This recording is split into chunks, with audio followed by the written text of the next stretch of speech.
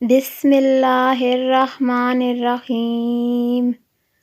अस्सलामु अलैकुम वरहमतुल्लाहि वबरकातुहू। इस्लामिक वज़ाइफ एंड दुआएं चैनल में आज मैं आपको बताऊंगी दुश्मन के खौफ से निजात हासिल करने के लिए।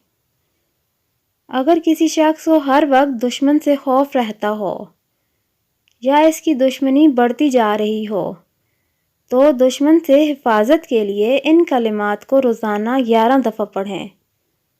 या मालिक हो, या कुद्दूस हो, या सलाम हो, इंशाअल्लाह दुश्मन से महफूज रहेंगे।